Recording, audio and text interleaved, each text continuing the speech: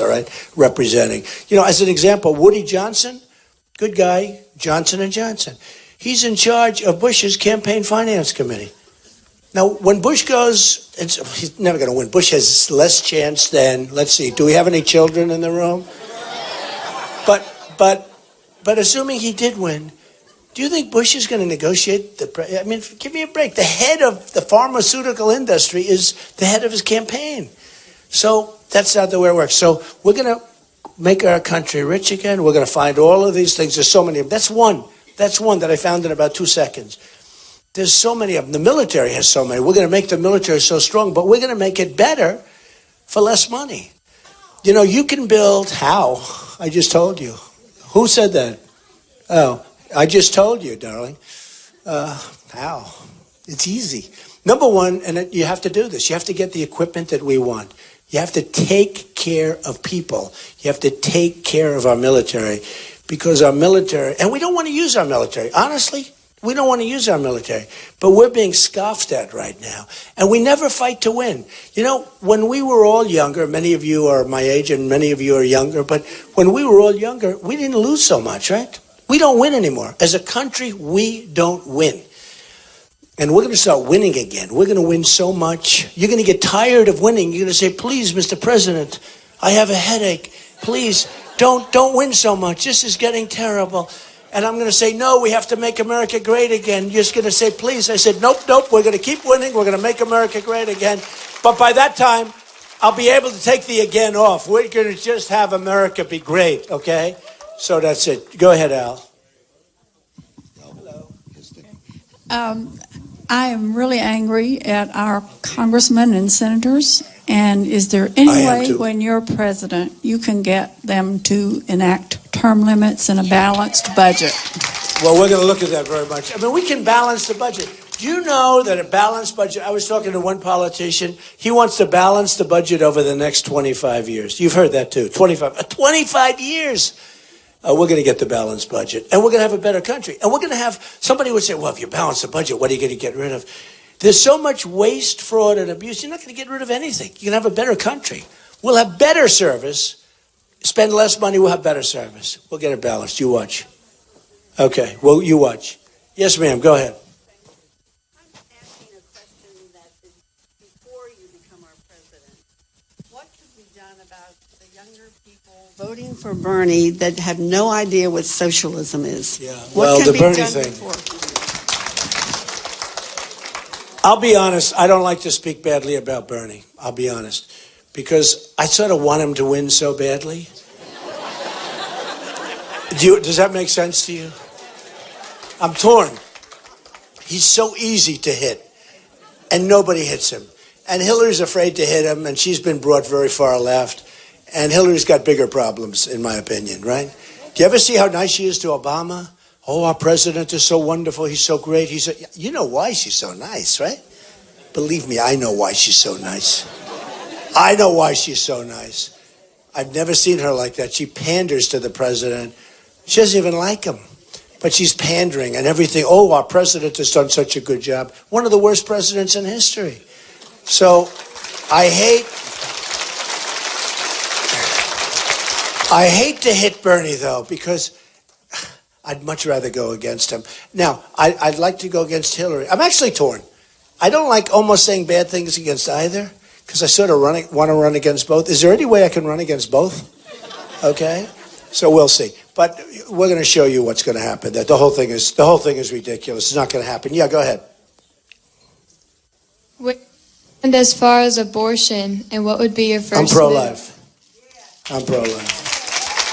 This is going to be huge. Oh, that's cute. That's cute. You made that? Yeah, pro-life, honey. Thank you. Cute. Thank you. It's very nice. You live here? Are you at the job? Very good. You're a little younger than some of the people in this place, right? We're going to have we have a tremendous young group of people that like us. I think in the end, more so than Bernie, we just gave a speech, 7,000, 8,000 people a little ways away. And I'll tell you, the people were so young, it was amazing. Thank you very much. It's very nice. Pro-life. Okay. Let's see. Come on, back here. Yes, sir. Go ahead. Go ahead, with a beautiful yellow sweater and the nice pin. Thank you for the My pin. daughter. Oh, beautiful. Beautiful. I can see, beautiful.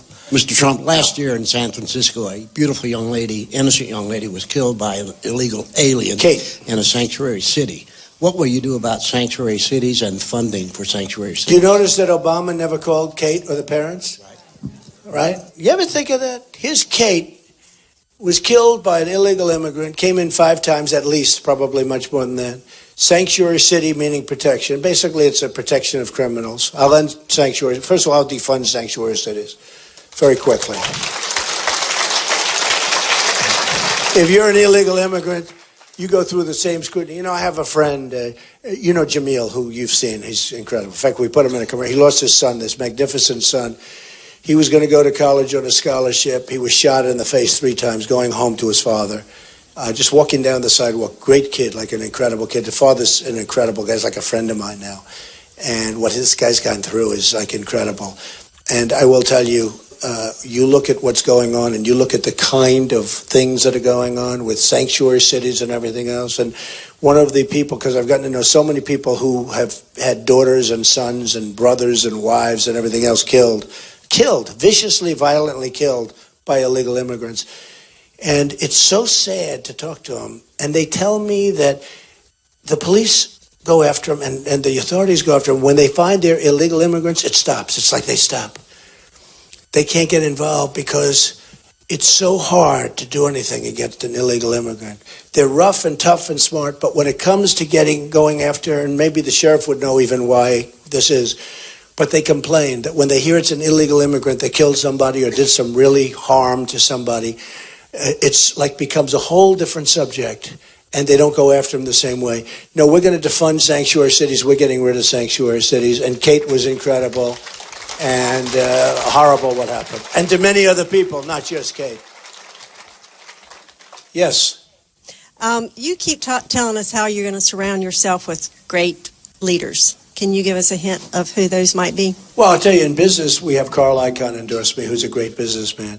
So for trade, I don't want military people. For trade, I want our great business people. We have the greatest business people in the world. We don't use them. I told you before, we use political hacks. And for trade, 100%. We're going to use Carl Icahn. We're going to use all of these great business people, many of whom endorse me. All of them want to endorse me. In fact, some of them want to endorse me and they want to have a news conference. I said, nobody knows who you are. They might be worth $2 billion, but nobody knows who you are. But these are the greatest negotiators. We have the greatest negotiators in the world. We don't use them. When we lose $500 billion a year with China, $500 billion, it's more than that actually, but $500 billion a year with China, that won't happen with Carl Icahn in charge of a trade deal.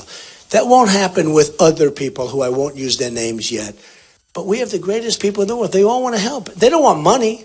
They don't want to have like, oh, they're going to get $200,000 a year. They don't want that.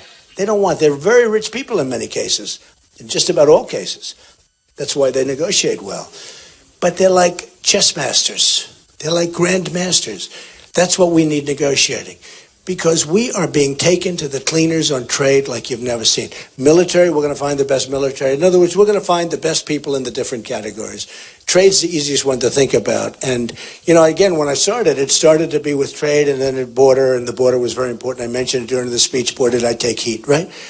But then they found out I was right. Now, the other day, one of the candidates, I saw him, we will build a wall. I said, where was this guy for the last 20 years? Guy said, my wife said, darling, did you hear he said he wants to build a wall?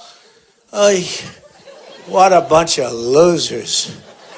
We will build a wall. And then I heard a second one the other day say the same thing, we'll build a wall. Well, we're going to build a wall. The only thing is we're going to build it. Mine's going to be real. They don't know how to build walls. I know how to build real walls. And that'll look very nice and very good. But there's a big difference in building talent.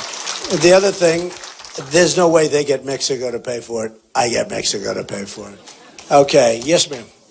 I give him the mic. Oh, yeah, I'll come right over.